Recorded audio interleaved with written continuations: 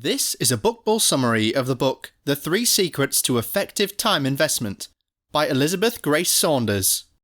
We all visualise completing tasks designated for the day, but never end up doing any of them or even the most important ones. There are 24 hours in one day, and we spend 30% of our lives sleeping.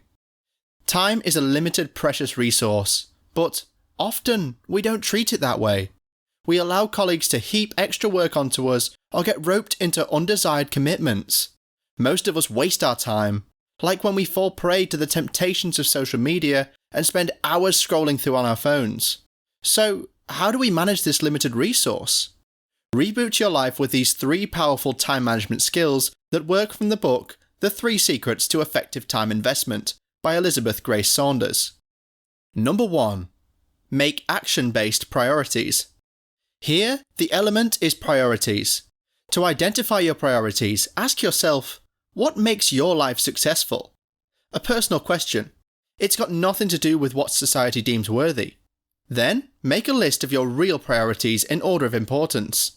Now you need to make a list of it in action-based format.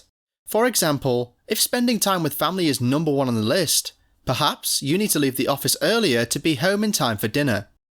Your priorities can change. Living according to your goals is a dynamic process that requires constant balancing and rebalancing. Sticking to your list of preferences is the real challenge above all. Sometimes people sabotage their own goals. Investing time wisely is also about identifying and acknowledging the underlying emotions that affect your behaviour.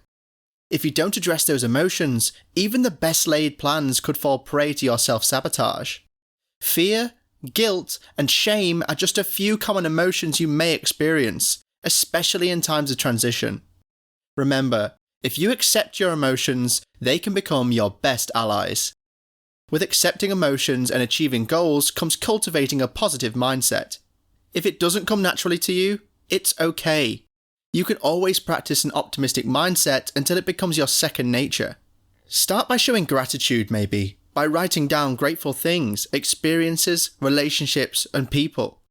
Practice meditation techniques and repeat positive affirmations to work on your critical inner voice. At first, it might feel unnatural, but persevere. You'll slowly change how you think about yourself. Number 2. Set realistic expectations. Here, the element is expectations. Many of us are time optimists. We're not realistic about how long things take. Taking up loads of laundry and cooking a 3-course meal after work while supervising the children's homework, thinking, sure, I'll fit in somewhere. We're so driven to do everything, and do it right, that we overload our plates, but ironically, perfectionism can make us less productive. To set realistic goals, let go of your perfectionism and accept yourself as you are, not as you wish you were. Find it hard to get up in the morning? Then you're not the type to go for a 5 a.m. run and make smoothies for breakfast. Adjust your expectations and make your morning as easy as possible by preparing your clothes and packing your lunch the night before. Being realistic buys you freedom. It's much more relaxing to live within your means. And when you become aware of your time, you will make better choices about what to prioritize. Start saying no. Sometimes unrealistic expectations come from outside. Perhaps your boss gives you 60 hours of work to squeeze into a 40-hour week. Or your friends expect you to be available. In these cases, you'll need to practice saying no and managing other people's expectations. Number 3. Strengthen your routine. Here, the element is routines. Lately, there has been foul talk about creating routines and setting time limits. Perhaps you remember being forced into a tiresome regime in childhood and feeling the need to rebel. Routine can seem to kill spontaneity and even stifle your creativity, but the opposite is true. Routines are not only useful for workaholics who want to work less, they are also essential for people who need to increase their productivity. For example, freelancers often have trouble sitting down to work because their days don't have a lot of built-in structure. Facebook executive Sheryl Sandberg is one of the busiest women on the planet, and yet she leaves the office every day at 5:30 p.m. and is home in time for dinner with the kids at 6. Family time is precious to her, so Sandberg made it an action-based priority. She reinforced the action with the help of a simple routine. Routines are the lifeblood of good time planning. They can make you feel less overwhelmed because they limit the number of choices you need to make every day, leaving you with the mental space to concentrate on more things. If you develop a routine that helps you meet your significant commitments, you can enjoy the rest of your time guilt-free and do the things you love the most. Let's run through 4 easy steps to create our effective routines. 1. Work out what to do. Remember that list of priorities? Pick one you'd like to focus on and work out how to turn it into one specific action.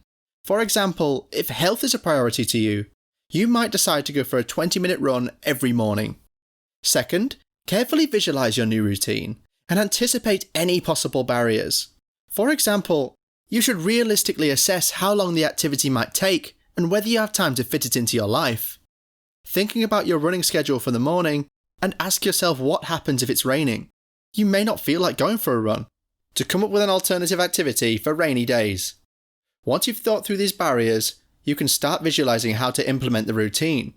If you're doing a morning run, plan and set out your exercise clothes the night before, and make sure you get out of bed at a reasonable hour.